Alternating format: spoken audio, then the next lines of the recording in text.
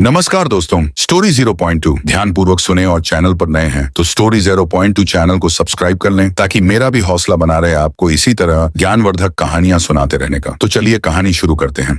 रुद्र प्रताप मात्र 22 वर्ष की आयु में अपने 100 वर्ष पुराने योद्धा कबीले का सर्वोच्च पद प्राप्त करने वाला सबसे युवा योद्धा बन गया। उसकी वीरता, धैर्य और युद्ध कौशल ने उसे यह सम्मान दिलाया था, लेकिन उसका यह गौरव अधिक दिनों तक नहीं टिक पाया। कबीले के कुछ वरिष्ठ योद्धाओं को यह स्वीकार नहीं था कि इतनी कम उम्र का युवक उन पर शासन करे। षड्यंत्र रचकर उन्होंने रुद्र प्रताप को पदच्युत कर दिया और उसकी जगह किसी और को प्रमुख बना दिया। अपमानित और निराश रुद्र प्रताप अपने कबीले की परंपराओं के अनुसार इस निर्णय को चुनौती नहीं दे सकता था, लेकिन उसके मन में अपने सम्मान को पुनः प्राप्त करने की ज्वाला जल रही थी। तभी उसकी मंगेतर राजकुमारी अनाया एक अनोखा प्रस्ताव लेकर आई।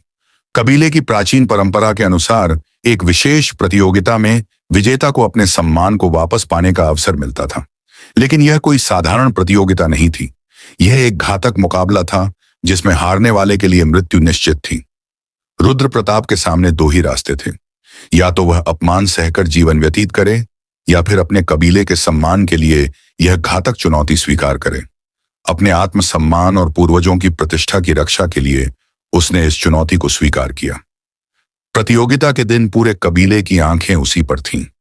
सामने उसका सबसे बड़ा प्रतिद्वंदी था वीरभद्र, जो न केवल शक्तिशाली था बल्कि रुद्र प्रताप को अपदस्थ करने वालों में से एक था।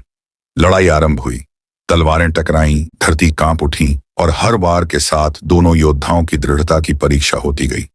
अंततः अपनी चपलता और अद्भुत युद्ध कौशल से रुद्र प्रताप ने वीरभद्र को परास्त कर दिया। पूरे कबीले ने उसके पराक्रम को स्वीकार किया और उसे फिर से उसका सम्मान और पद प्राप्त हुआ। रुद्र प्रताप की विजय के बाद पूरे कबीले में खुशी की लहर दौड़ गई, लेकिन इस जीत के बावजूद कुछ लोग अभी भी उसके खिलाफ षड्यंत्र रच रहे थे। वीरभद्र की हार के बाद उसके समर्थक क्रोधित थे और वे किसी भी तरह रुद्र प्रताप को हराना चाहते थे। इसी बीच कबीले के सबसे वरिष्ठ योद्धा गुरु वासुकी ने एक नई चुनौती की घोषणा की। उन्होंने कहा, सिर्फ युद्ध जीतना ही पर्याप्त नहीं है। सच्चा योद्धा वही होता है जो अपनी बुद्धि, धैर्य और रणनीति से संकटों का सामना करे। यदि रुद्र प्रताप सच में इस कबीले का सर्वश्रेष्ठ योद्धा है तो उसे अग्नि परीक्षा देनी होगी। गुरु वासुकी ने 3 चुनौतियों की घोषणा की, जिन्हें पार किए बिना रुद्र प्रताप का अधिकार स्थायी नहीं माना जाएगा। रुद्र प्रताप को एक रहस्यमयी गुफा में भेजा गया, जहां से उसे बिना किसी हथियार के बाहर निकलना था। गुफा के भीतर घना अंधेरा था और वहां जंगली जानवरों का बसेरा था। जैसे ही वह गुफा में प्रवेश करता है, उसकी टक्कर एक विशालकाय शेर से होती है, लेकिन रुद्र प्रताप अपनी सूझबूझ से उसे परास्त कर सुरक्षित बाहर निकल आता है। दूसरी परीक्षा एक जहरीले सरोवर को पार करने की थी, जिसके जल में जाने मात्र से ही मृत्यु निश्चित थी। लेकिन रुद्र प्रताप को यह रहस्य ज्ञात था कि कबीले के पूर्वजों ने सरोवर के एक गुप्त मार्ग का निर्माण किया था। अपनी बुद्धिमानी से उसने वही मार्ग खोज निकाला और सुरक्षित दूसरी ओर पहुंच गया। अंतिम और सबसे कठिन चुनौती थी अपने सबसे भयावह शत्रु से लड़ना, जो कोई और नहीं बल्कि उसकी खुद की परछाई थी। यह परीक्षा उसके आत्मविश्वास और संकल्प की थी। रुद्र प्रताप ने समझा कि यह लड़ाई तलवार से नहीं बल्कि अपने भीतर के डर को हराकर ही जीती जा सकती है। जैसे ही उसने अपने मन के भय को त्यागा, उसकी परछाई विलीन हो गई और वह परीक्षा पूरी कर सका। रुद्र प्रताप की सभी परीक्षाएं पूरी होते ही कबीले के लोग उसका जयकारा करने लगे। लेकिन तभी एक अप्रत्याशित घटना घटी। वीरभद्र के समर्थकों ने गुरु वासुकी को बंदी बना लिया और कबीले पर हमला करने की धमकी दे डाली। गुरु वासुकी को बंदी बनाए जाने की खबर आग की तरह पूरे कबीले में फैल गई। रुद्र प्रताप समझ चुका था कि यह वीरभद्र के समर्थकों की आखिरी और सबसे घातक चाल थी। अगर वे सफल हो जाते तो कबीले का नेतृत्व फिर से उनके हाथ में चला जाता और अराजकता फैल जाती। गुरु वासुकी को छुड़ाने के लिए रुद्र प्रताप को वीरभद्र के विश्वास पात्र सेनापति धूतवज्र का नाम बैठना था। धृतवज्र एक अनुभवी योद्धा था जो छल और क्रूरता में निपुण था।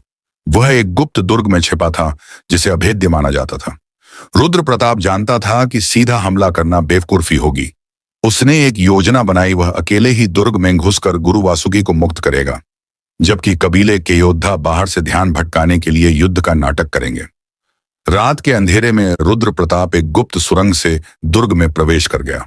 सुरंगें संकरी थीं और चारों ओर जाल बिछे थे, लेकिन उसकी सतर्कता और अनुभव ने उसे बचाए रखा। वह धीरे धीरे दुर्ग के अंदर पहुंचा, जहां गुरु वासुकी को लोहे की जंजीरों में जकड़ा गया था। जैसे ही रुद्र प्रताप ने जंजीरों को काटने की कोशिश की, धृतवज्र वहां आ गया। वह मुस्कुराते हुए बोला, मुझे पता था कि तुम आएंगे रुद्र, लेकिन आज तुम्हारी यात्रा यहीं समाप्त होगी। धूतवज्र ने अपनी विशाल तलवार से हमला किया, लेकिन रुद्र प्रताप पहले से तैयार था। दोनों के बीच भयंकर युद्ध छिड़ गया। धृतवज्र की ताकत अधिक थी, लेकिन रुद्र प्रताप की गति और युद्ध कौशल ने उसे बराबरी पर ला दिया। लड़ाई के दौरान धृतवज्र ने एक धूर्त चाल चली। उसने गुरु वासुकी को घायल कर दिया और कहा, अगर तुमने एक और वार किया तो यह वृद्ध नहीं बचेगा। रुद्र प्रताप के सामने कठिन परिस्थिति थी, या तो वह गुरु वासुकी को बचाए या दुश्मन को हराए। लेकिन तभी उसने एक अप्रत्याशित कदम उठाया। उसने अपने ही खंजर से अपना हाथ घायल कर लिया और बहते खून को धृतवज्र की आंखों में डाल दिया।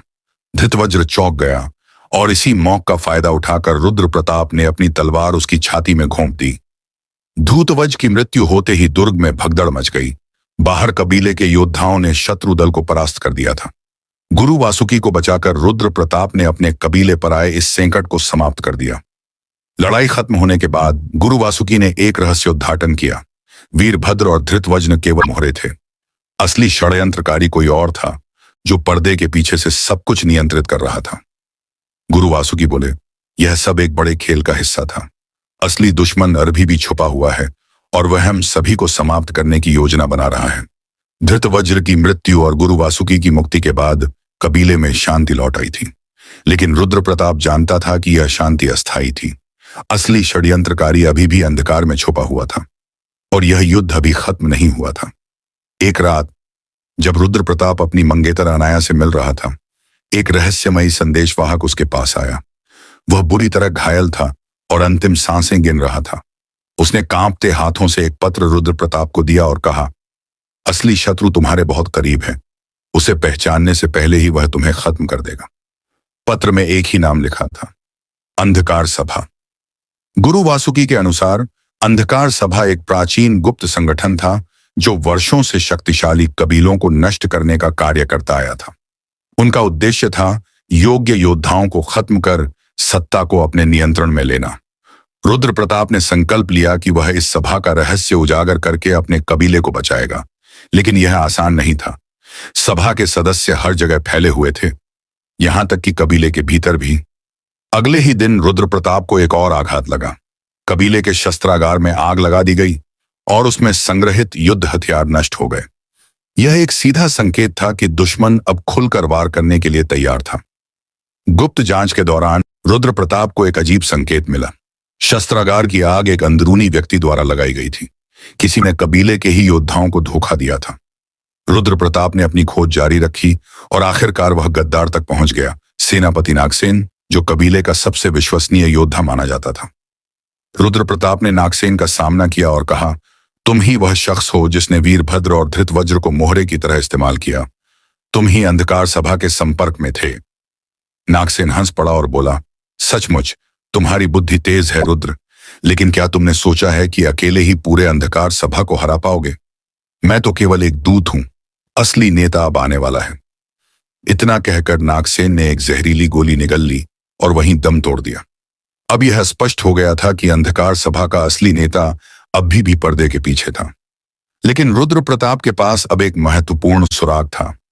नागसेन की हथेली पर एक अजीब निशान था, जो अंधकार सभा के नेताओं की पहचान बताता था।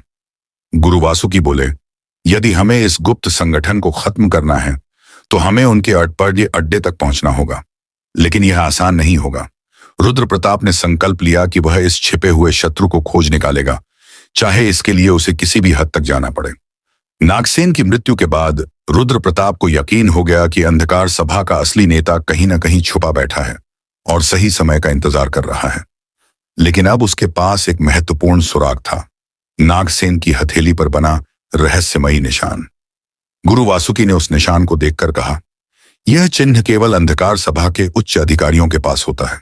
इसका मतलब है कि नागसेन सीधे मुख्य नेता से जुड़ा था। हमें इसके पीछे छुपे रहस्य को समझना होगा। रुद्र प्रताप ने अपने कबीले की प्राचीन ग्रंथों और अभिलेखों की मदद ली। कई रातों तक शोध करने के बाद उसे एक प्राचीन कथा मिली जिसमें निशान वाले योद्धाओं का जिक्र था। यह योद्धा दुर्गम वन में एक गुप्त स्थान पर इकट्ठा होते थे जिसे काल गह्वर कहा जाता था। गुरु वासुकी बोले, यदि अंधकार सभा की जड़ तक पहुंचना है तो तुम्हें काल गह्वर जाना होगा, लेकिन यह स्थान श्रापित माना जाता है। वहां से कोई जीवित वापस नहीं आता। रुद्र प्रताप ने अपने कुछ भरोसेमंद योद्धाओं को साथ लिया और दुर्गम वन की ओर प्रस्थान किया। यात्रा कठिन थी। रास्ते में जंगली जानवर, विषैली नदियां और रहस्यमयी जाल बिछाए गए थे। यह स्पष्ट था कि अंधकार सभा को अपनी पहचान उजागर होने का डर था। एक रात जब वे एक झरने के पास रुके हुए थे, अचानक जंगल में हलचल हुई। अंधकार सभा के जासूसों ने उन पर हमला कर दिया। भीषण युद्ध हुआ, लेकिन रुद्र प्रताप और उसके योद्धाओं ने बहादुरी से उनका सामना किया। युद्ध के बाद एक घायल जासूस को पकड़ लिया गया। रुद्र प्रताप ने उसकी तलवार की नोक पर सच उगलवाया। जासूस ने कांपते हुए कहा, काल गह्वर केवल एक छद्म नाम है, असली अड्डा वहां नहीं। बल्कि इतना कहकर उसने अपना ही गला काट लिया ताकि रुद्र प्रताप को पूरी सच्चाई न बता सके। अब सवाल यह था, अगर काल गह्वर असली अड्डा नहीं था तो फिर असली ठिकाना कहां था? रुद्र प्रताप ने ध्यान दिया कि छड़ी पर भी वही निशान था, लेकिन इसमें थोड़ा बदलाव था। जब उसने इसे गौर से देखा तो समझ आया कि यह एक गूढ़ संकेत था। इस निशान को कुछ विशेष कोण से देखने पर एक नक्शा उभरता था। गुरु वासुकी ने उस नक्शे को देखकर कहा, यह तो हमारी धरती के ही एक हिस्से का नक्शा है। यह जगह कबीले के बहुत करीब है। हमें अब ज्यादा समय नहीं गंवाना चाहिए। अब रुद्र प्रताप के सामने दो चुनौतियां थीं, एक नब्बर असली अड्डे तक पहुंचना और अंधकार सभा के नेता का पर्दाफाश करना। 2 नंबर यह पता लगाना कि कबीले के भीतर कौन उनकी मदद कर रहा था। रुद्र प्रताप और उसके योद्धा अब उस गुप्त स्थान की ओर बढ़ रहे थे जहां अंधकार सभा का असली अड्डा छुपा था। नक्शे के अनुसार यह जगह कबीले के बेहद करीब थी, निशाचल गुफा जो सदियों से निर्जन मानी जाती थी। गुरु वासुकी ने चिंतित स्वर में कहा, यह अंधकार सभा का असली अड्डा है तो इसका मतलब है कि यह दुश्मन वर्षों से हमारी नजरों के सामने ही छुपा था। रात के समय जब रुद्र प्रताप और उसके योद्धा गुफा की ओर बढ़ रहे थे, तभी अचानक उन पर पीछे से हमला हुआ।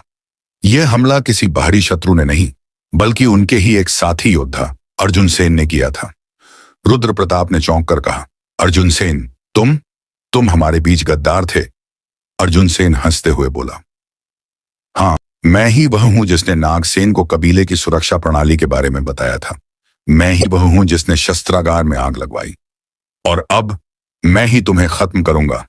गुस्से और विश्वासघात की भावना से भरा रुद्र प्रताप अर्जुन सेन पर टूट पड़ा। दोनों के बीच भीषण युद्ध हुआ, लेकिन रुद्र प्रताप की शक्ति और कौशल के आगे अर्जुन सेन टिक नहीं सका। घायल होने के बाद भी उसने एक रहस्य उजागर किया, तुम चाहे जितना भी प्रयास कर लो, लेकिन अंधकार सभा का असली नेता तुम्हें हर हाल में खत्म कर देगा। वह सिर्फ एक योद्धा नहीं, बल्कि एक अजेय शक्ति है। रुद्र प्रताप और उसके योद्धा निशाचल गुफा में प्रवेश कर चुके थे। यह कोई साधारण गुफा नहीं थी। यहां चारों ओर प्राचीन प्रतीक, अजीबोगरीब मूर्तियां और रक्त रंजित दीवारें थीं। यह स्पष्ट था कि अंधकार सभा सदियों से यहां सक्रिय थी।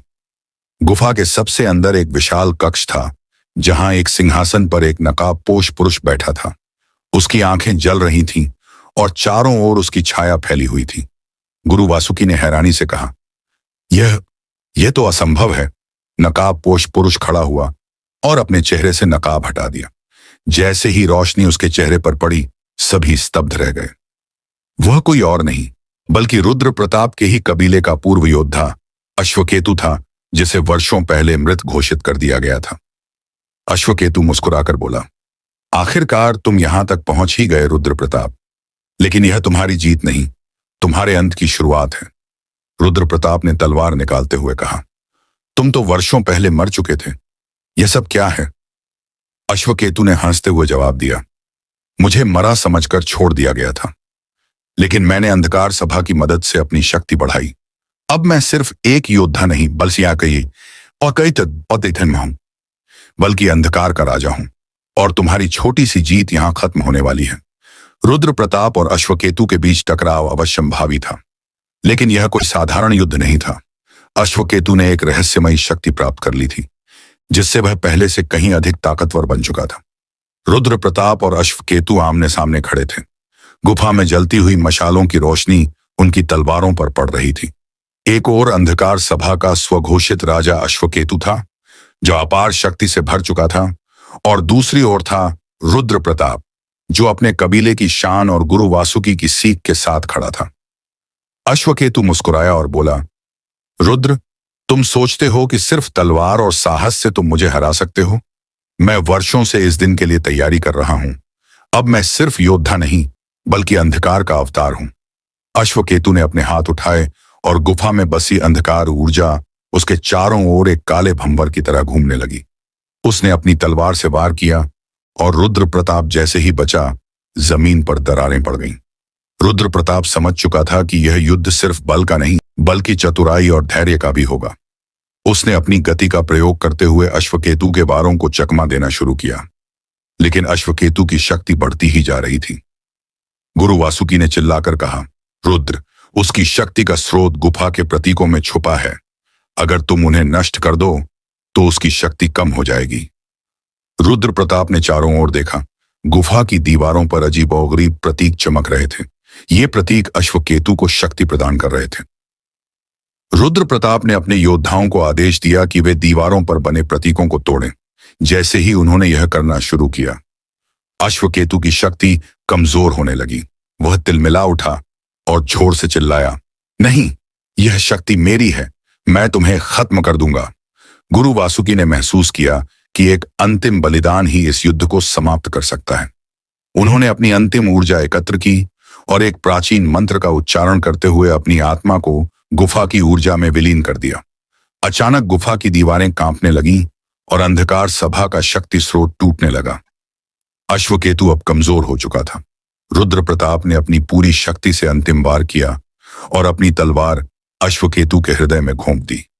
एक जोरदार चीख गूंजी और उसके साथ ही अंधकार सभा का अंत हो गया। गुफा ढहने लगी। रुद्र प्रताप ने अपने साथियों को बाहर निकलने का आदेश दिया। जैसे ही वे बाहर आए, गुफा पूरी तरह से नष्ट हो गई। अंधकार सभा का साम्राज्य हमेशा के लिए समाप्त हो चुका था। रुद्र प्रताप और उसके योद्धा विजयी होकर कबीले में लौटे। गुरु वासुकी का बलिदान व्यर्थ नहीं गया था। उन्होंने कबीले को अंधकार से बचा लिया था।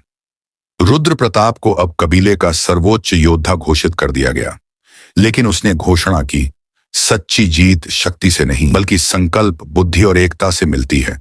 यह विजय पूरे कबीले की है। अंधकार सभा का अंत हो चुका था।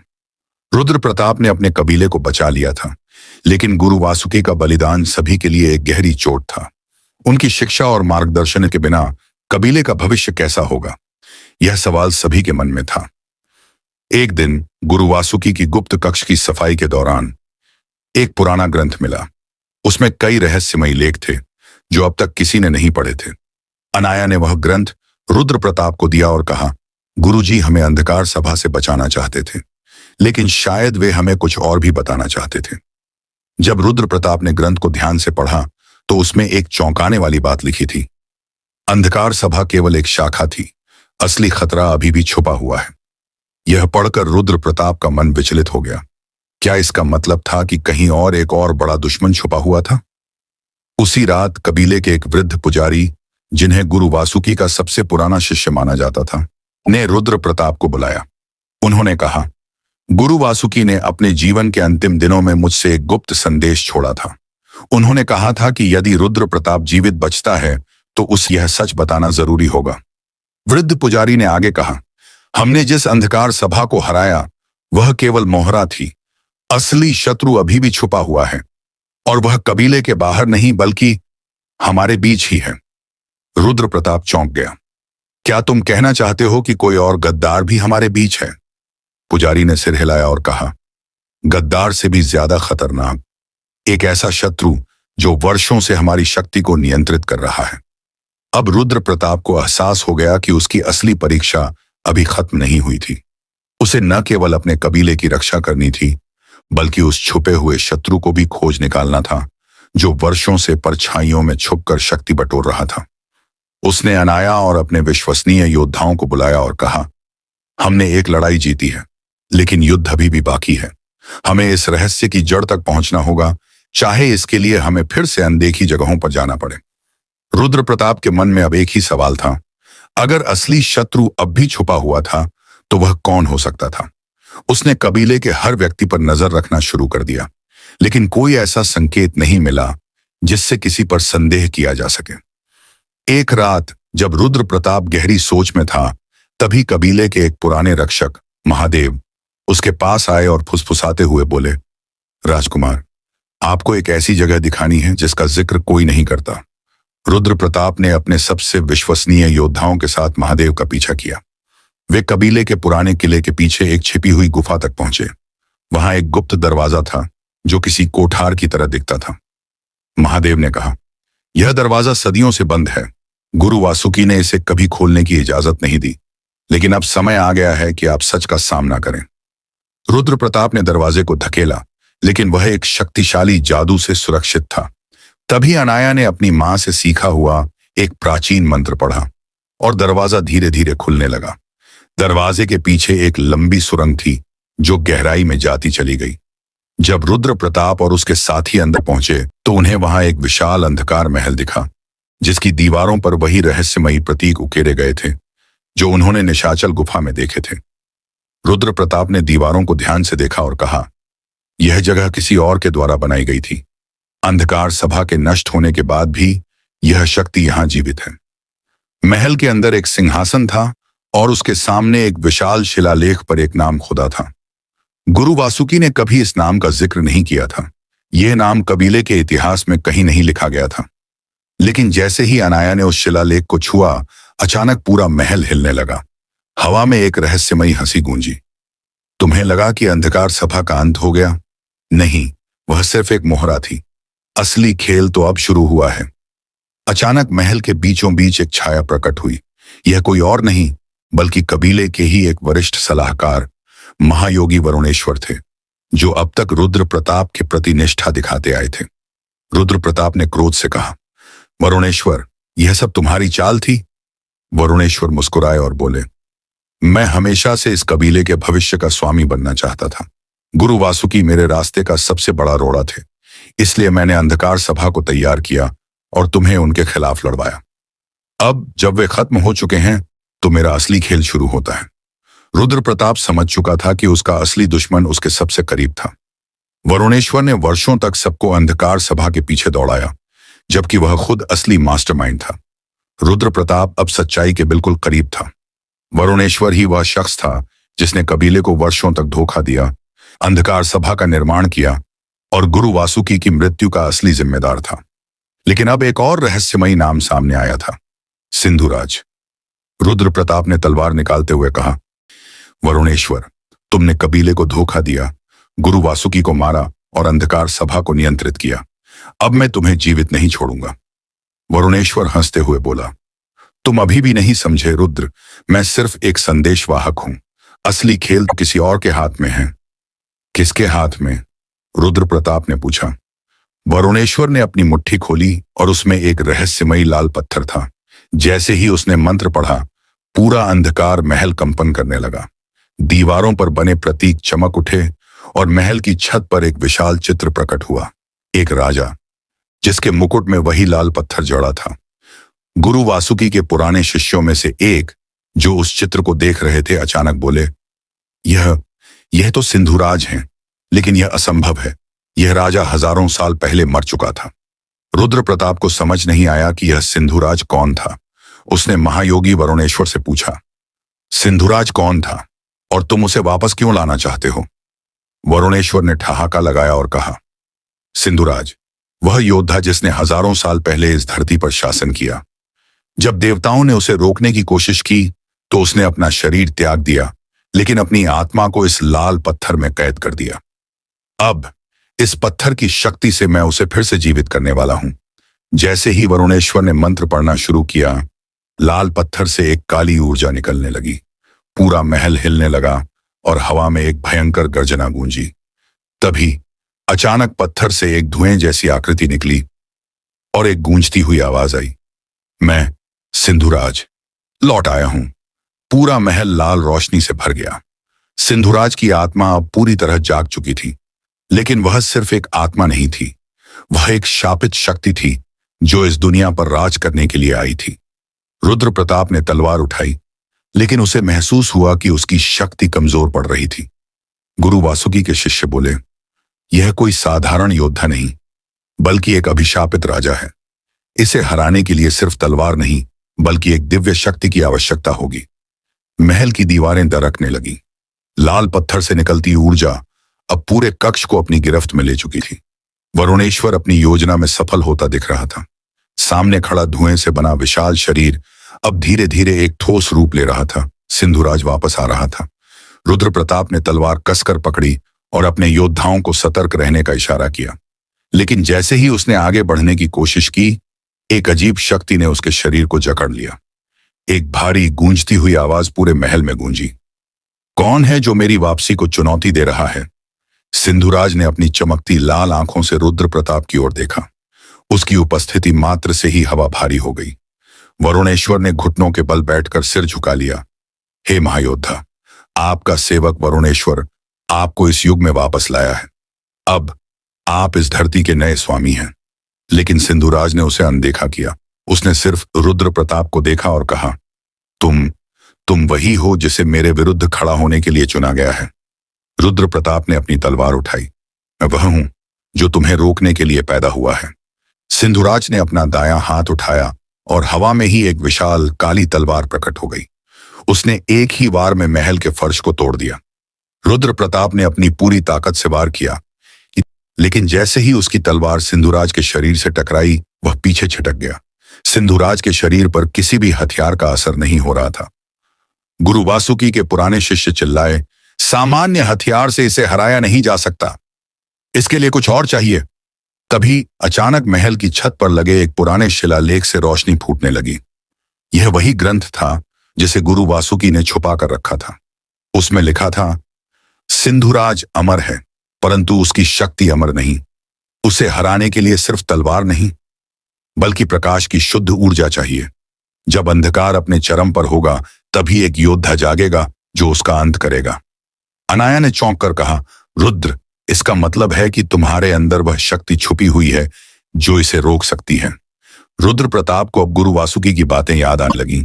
उन्होंने हमेशा कहा था कि असली योद्धा वही होता है जो सिर्फ तलवार से नहीं, बल्कि अपने आत्मबल से जीतता है। उसने अपनी आंखें बंद की और ध्यान केंद्रित किया। अचानक उसके शरीर से एक सुनहरी रोशनी निकलने लगी। उसकी तलवार अब एक साधारण तलवार नहीं रही, वह गुरु वासुकी की दी हुई शक्ति से भर गई। सिंधुराज ने पहली बार हल्की बेचैनी महसूस की। उसने गुस्से से कहा, यह शक्ति मुझे हराने के लिए ही बनी थी।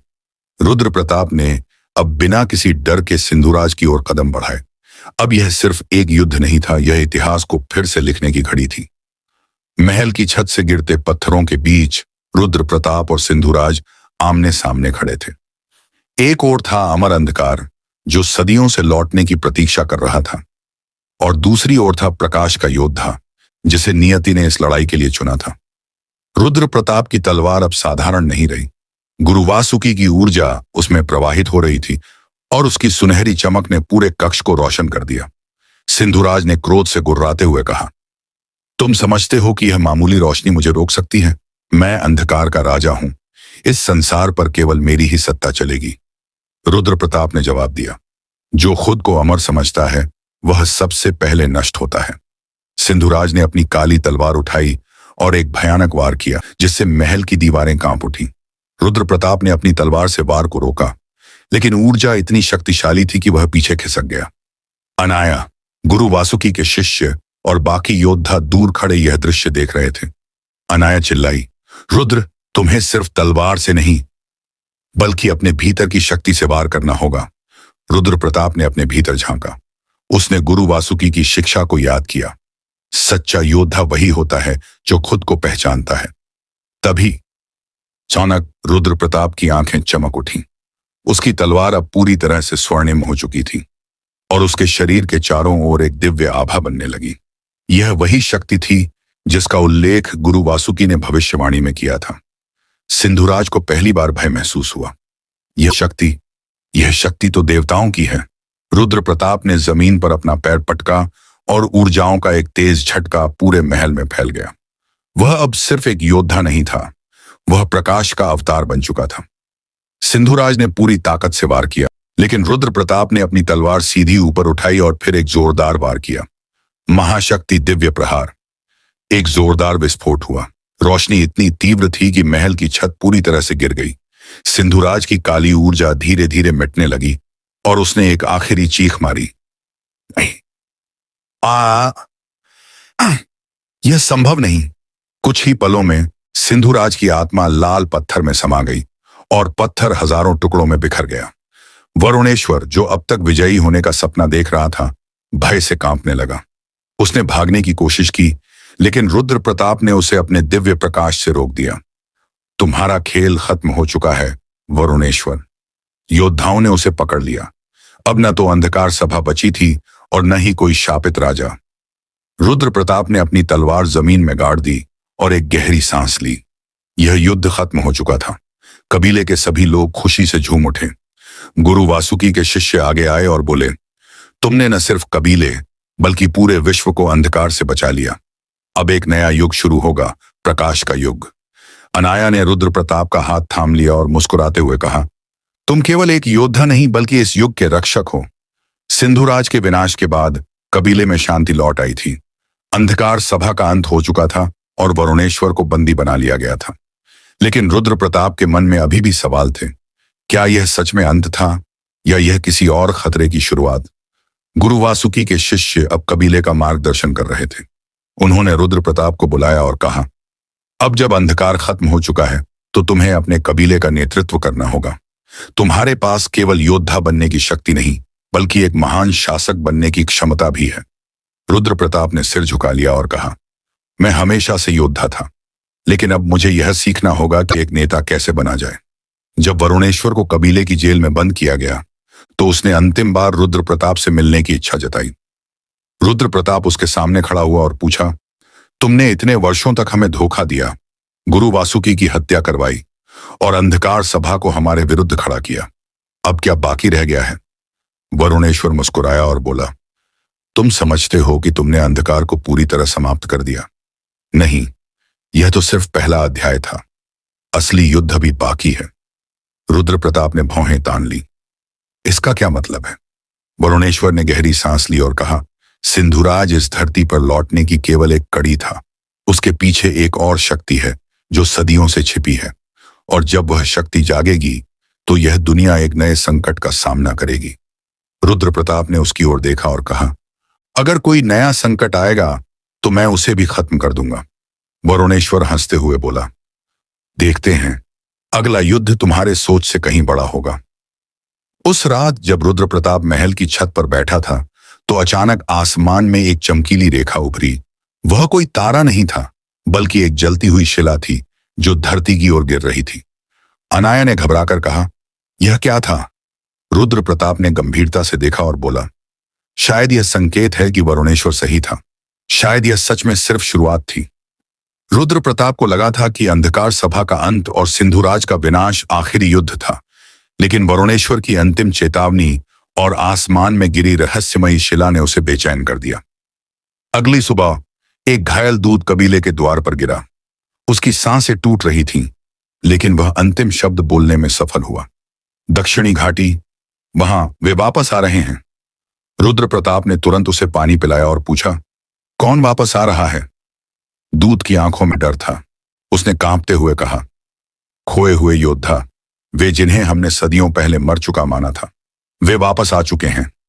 गुरु वासुकी के पुराने ग्रंथों के अनुसार सदियों पहले अमर्त्य योद्धा नामक एक गुप्त सेना थी जो अंधकार और प्रकाश की शक्ति को संतुलित करने के लिए बनाई गई थी। लेकिन एक दिन वे रहस्यमयी तरीके से गायब हो गए। कुछ लोगों का मानना था कि वे मारे गए, तो कुछ ने कहा कि वे एक नई शक्ति की खोज में निकल पड़े। अनाया ने चिंता से कहा, अगर वे वापस आ रहे हैं तो क्या वे हमारे पक्ष में होंगे या हमारे खिलाफ? गुरु वासुकी के शिष्यों में से एक वृद्ध संत बोले, अमर्त्य योद्धा केवल तभी वापस लौटते हैं जब संसार पर कोई नया संकट आने वाला हो। इसका मतलब है कि एक और बड़ी लड़ाई हमारी प्रतीक्षा कर रही है। रुद्र प्रताप, अनाया, अर्जुन और गुरु वासुकी के शिष्यों का एक छोटा दल दक्षिणी घाटी की ओर निकल पड़ा। कबीले में बेचैनी फैल चुकी थी। क्या अमर्त्य योद्धा दोस्त होंगे या दुश्मन? जैसे ही वे घाटी के नजदीक पहुंचे, चारों ओर एक अजीब सी शांति थी। पक्षी तक चुप थे, हवा ठहरी हुई लग रही थी और आसमान पर काले बादल उमड़ने लगे थे। घाटी के बीचों बीच एक प्राचीन पत्थर की संरचना थी, जिसके चारों ओर गहरे निशान बने हुए थे। अर्जुन ने उन निशानों को देखकर कहा, ये तलवारों के वार के निशान हैं। यहां एक भीषण युद्ध हुआ था। रुद्र प्रताप ने दीवारों पर उकेरी गई लिपियों को देखा और पढ़ने की कोशिश की। गुरु वासुकी के एक शिष्य बोले, यह प्राचीन भाषा अमर्त्य योद्धाओं की है। इसमें लिखा है कि जब अंधकार फिर लौटेगा तो अमर्त्य योद्धा जागेंगे। अभी वे शिलालेखों को देख ही रहे थे कि झाड़ियों के बीच से तेजी से कुछ काले सायों जैसी आकृतियां निकलीं। वे असाधारण गति से चल रहे थे और उनकी आंखें चमक रही थीं। सावधान! रुद्र प्रताप ने तलवार निकाल ली। जैसे ही आकृतियां पास आईं, उनकी शक्ल धीरे धीरे स्पष्ट होने लगी। वे इंसान थे, लेकिन उनकी त्वचा पत्थर जैसी सख्त थी और शरीर पर अजीब चिन्ह बने हुए थे। उनमें से एक ने भारी आवाज में कहा, तुम यहां क्यों आए हो? रुद्र प्रताप ने जवाब दिया, हम यह जानने आए हैं कि क्या अमर्त्य योद्धा सच में वापस लौट आए हैं। वह योद्धा आगे बढ़ा और अपनी तलवार जमीन पर टिका दी। हम ही अमर्त्य योद्धा हैं और हम केवल इसलिए लौटे हैं क्योंकि इस संसार पर एक नया संकट आने वाला है। अनाया ने पूछा, कैसा संकट? योद्धा ने गंभीर स्वर में कहा, जिस शक्ति को तुमने सिंधुराज के रूप में हराया, वह केवल इस दुनिया का एक द्वार खोलने की कोशिश कर रही थी। असली शत्रु अब इस धरती की ओर बढ़ रहा है। वह जो देवताओं से भी अधिक प्राचीन है। रुद्र प्रताप और उसके साथी एक दूसरे को देखकर हैरान रह गए। रुद्र प्रताप ने मुट्ठी भींच ली और कहा, अगर कोई नया शत्रु आ रहा है तो हम उसे रोकेंगे। अमर्त्य योद्धा मुस्कुराए और बोले, अगर तुम सच में इस युद्ध के लिए तैयार हो तो तुम्हें अपनी शक्ति को और बढ़ाना होगा, वरना यह दुनिया हमेशा के लिए अंधकार में डूब जाएगी। अमर्त्य योद्धाओं की भविष्यवाणी ने रुद्र प्रताप और उसके साथियों के मन में हलचल मचा दी थी। अगर सिंधुराज केवल एक द्वार खोलने का प्रयास कर रहा था, तो असली शत्रु कौन था? रुद्र प्रताप ने अमर्त्य योद्धाओं के नेता की ओर देखा और पूछा, तुम जिस शत्रु की बात कर रहे हो वह कौन है?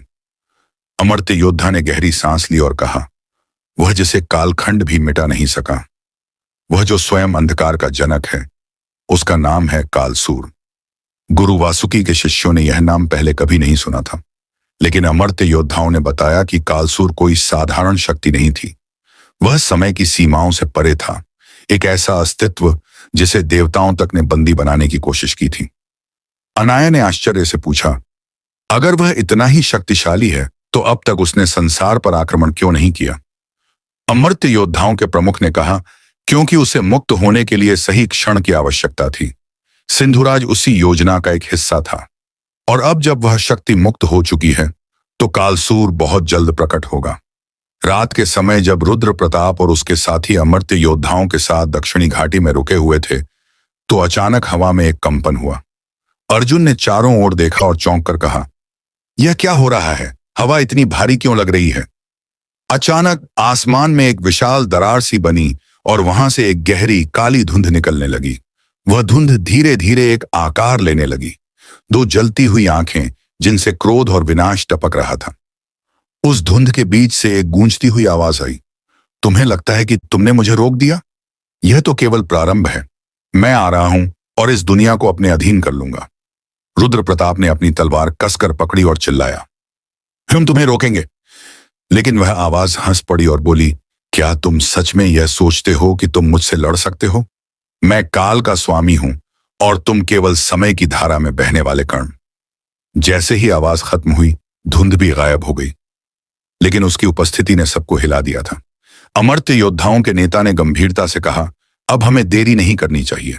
हमें अपनी शक्ति बढ़ानी होगी, क्योंकि यह युद्ध इस संसार की अंतिम लड़ाई हो सकती है। रुद्र प्रताप ने सिर हिलाया और कहा, अगर यह संसार बचाने के लिए मुझे अपनी अंतिम शक्ति भी लगानी पड़े तो मैं तैयार हूं। कालसूर का संदेश सुनने के बाद दक्षिणी घाटी में सन्नाटा छा गया। हर योद्धा को महसूस हो चुका था कि यह लड़ाई अब तक की सबसे कठिन होगी। रुद्र प्रताप ने अमर्त्य योद्धाओं की ओर देखा और कहा, अब समय नहीं बचा है।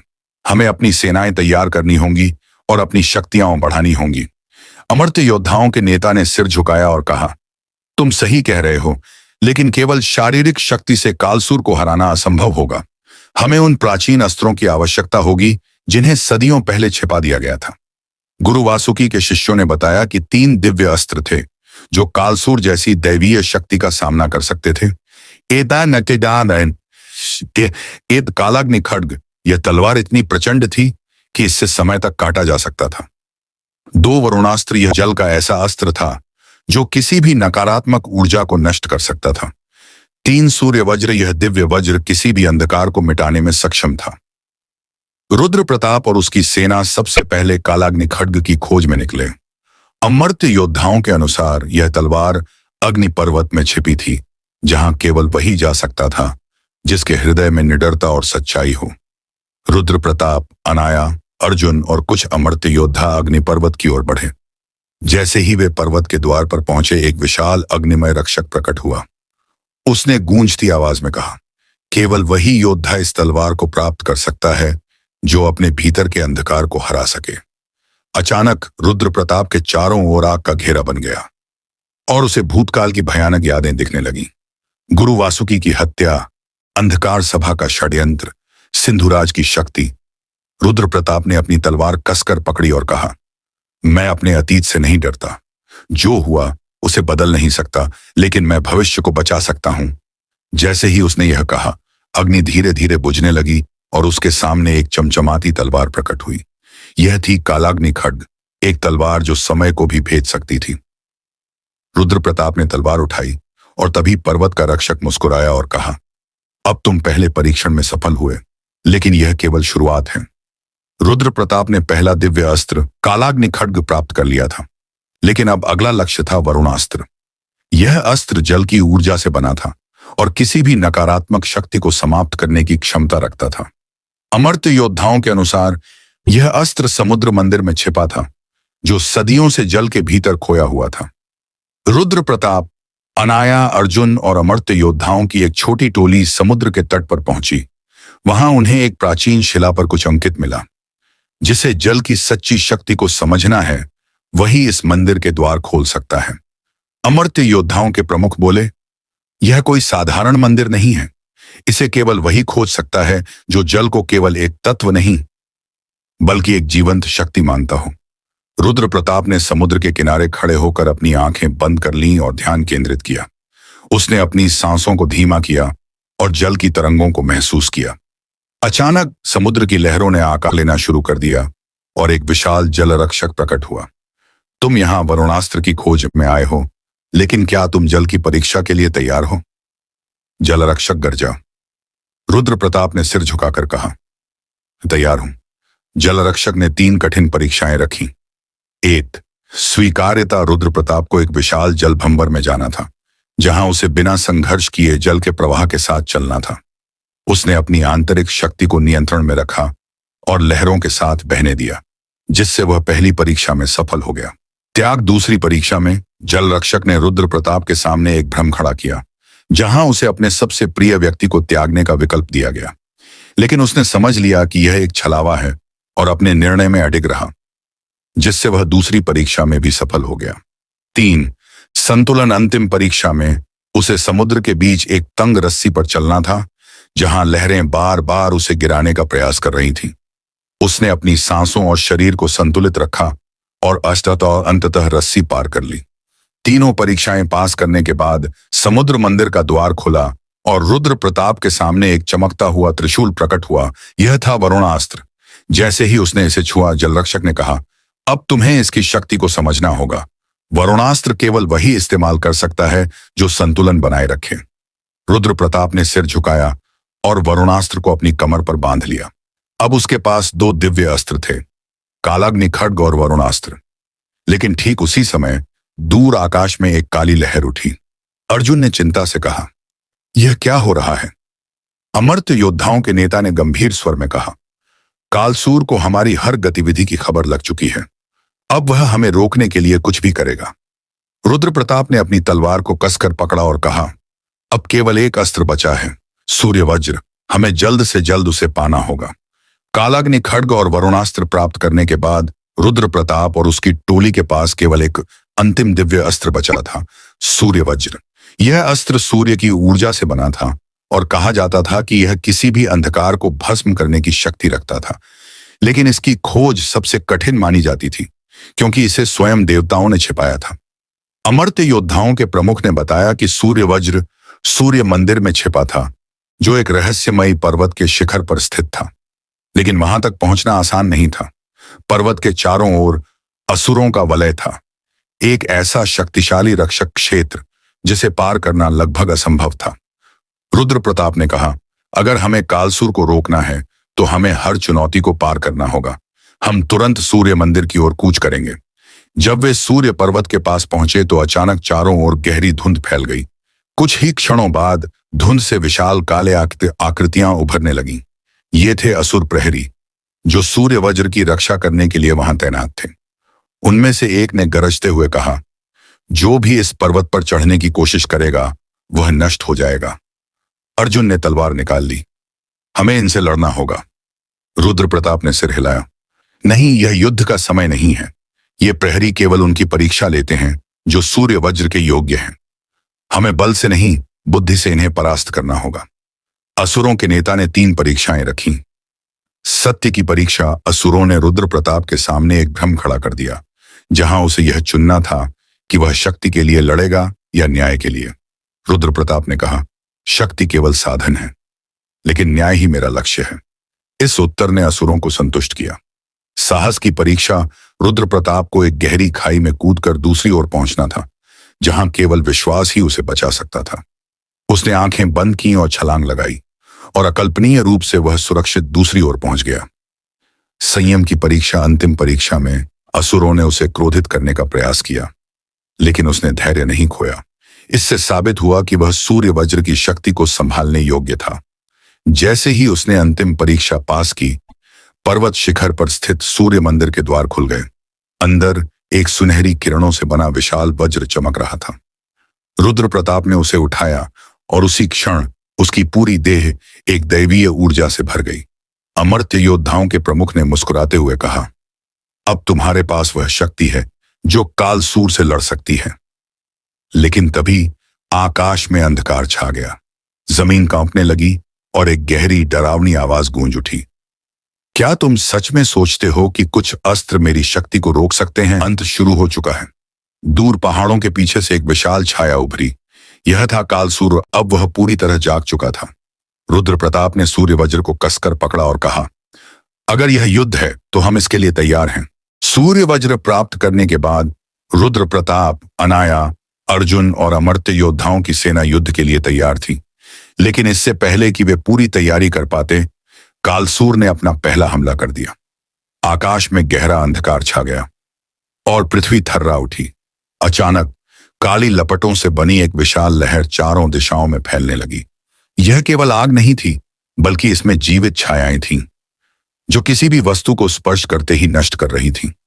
गुरु वासुकी के एक शिष्य ने घबराकर कहा, यह कोई साधारण शक्ति नहीं है, यह स्वयं मृत्यु का संदेश है। रुद्र प्रताप ने कालाग्नि खड्ग निकाला और हवा में वार किया। तलवार से निकली अग्नि ने छायाओं को कुछ देर के लिए रोका, लेकिन वे फिर से इकट्ठी होने लगीं। अर्जुन चिल्लाया, हमें एक रणनीति बनानी होगी। कालसूर को सीधा सामना करना अभी असंभव है। जैसे ही योद्धा छायाओं से जूझ रहे थे, हवा में एक भयंकर कंपन हुआ। एक विशाल काले धुएं से बनी आकृति आकार लेने लगी। कालसूर स्वयं प्रकट हो चुका था। उसकी आंखें जलते हुए अंगारों जैसी थीं और उसकी आवाज ने पूरा वातावरण हिला दिया। तुम्हारे अस्त्र और तुम्हारी सेना मुझे नहीं रोक सकती। यह संसार अब मेरा है। रुद्र प्रताप ने सूर्य वज्र उठाया और कहा, जब तक हम जीवित हैं तब तक तुम्हारा अंधकार इस धरती पर राज नहीं कर सकता। कालसूर ने अपना हाथ उठाया और अचानक आसमान में काले बिजली के झटके चमक उठे। उसने एक विशाल अंधकार भाला बनाया और उसे रुद्र प्रताप की ओर फेंक दिया। रुद्र प्रताप ने सूर्य वज्र को घुमाया और एक तेज सुनहरी किरण भाले से टकराई, लेकिन टकराव इतना शक्तिशाली था कि पूरी जमीन फटने लगी। अनाया ने पीछे से वरुणास्त्र का उपयोग किया और एक जल कवच बनाया, जिससे अमर्त्य योद्धाओं की सेना बच सकी।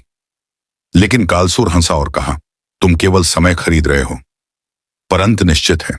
रुद्र प्रताप जानता था कि अगर कालसूर को अभी नहीं रोका गया तो वह पूरी दुनिया को अंधकार में डुबो देगा। उसे याद आया कि अमर्त्य योद्धाओं ने कहा था, केवल तीनों दिव्य अस्त्रों की शक्ति मिलाकर ही कालसूर को हराया जा सकता है। उसने अर्जुन और अनाया की ओर देखा और कहा, हमें तीनों अस्त्रों की शक्ति को एक साथ जोड़ना होगा। अनाया ने वरुणास्त्र को आकाश की ओर उठाया, अर्जुन ने कालाग्नि खड्ग को जमीन पर दे मारा और रुद्र प्रताप ने सूर्यवज्र से सीधा कालसूर पर वार किया। तीनों अस्त्रों की शक्ति मिलते ही एक विशाल ऊर्जा विस्फोट हुआ। प्रकाश की एक लहर पूरे युद्ध क्षेत्र में फैल गई। कालसूर ने गुस्से में चीखते हुए कहा, नहीं, यह असंभव है। लेकिन जैसे ही प्रकाश लहर ने उसे छुआ, उसकी छाया धीरे धीरे मिटने लगी। रुद्र प्रताप, अनाया और अर्जुन ने तीनों दिव्य अस्त्रों की शक्ति मिलाकर कालसूर पर वार किया। प्रकाश की लहर ने पूरे युद्ध क्षेत्र को घेर लिया और अंधकार धीरे धीरे मिटने लगा। कालसूर की चीखें गूंज उठीं और ऐसा लगा कि वह समाप्त हो चुका है। अर्जुन ने राहत की सांस लेते हुए कहा, हम जीत गए। लेकिन तभी धुएं के बीच से एक गूंजती हुई हंसी सुनाई दी। तुम सच में सोचते हो कि मुझे इतनी आसानी से हराया जा सकता है? धुएं के बीच से एक विशाल आकृति प्रकट हुई। यह पहले से कहीं अधिक भयानक थी। उसकी आंखों में दहकती आग थी और उसके चारों ओर एक काला चक्र घूम रहा था जो अंतरिक्ष और समय को मोड़ने में सक्षम था। अमर्त्य योद्धाओं के प्रमुख ने भयभीत होकर कहा, यह कालसूर का असली रूप है। अब वह पूर्ण शक्ति में आ चुका है। रुद्र प्रताप ने तलवार कसकर पकड़ी और कहा, तो यह युद्ध अभी खत्म नहीं हुआ। कालसूर ने अपनी शक्ति का उपयोग कर समय का एक द्वार खोल दिया। उसने गरजते हुए कहा, अब तुम मेरा कुछ नहीं बिगाड़ सकते। मैं समय से परे जाकर इस दुनिया को अंधकार में डुबो दूंगा। रुद्र प्रताप ने तुरंत समझ लिया कि अगर कालसूर इस द्वार के पार चला गया तो उसे रोकना असंभव हो जाएगा। अनाया ने कहा, हमें उसे इस द्वार में जाने से पहले रोकना होगा। रुद्र प्रताप, अर्जुन और अनाया ने एक आखिरी रणनीति बनाई।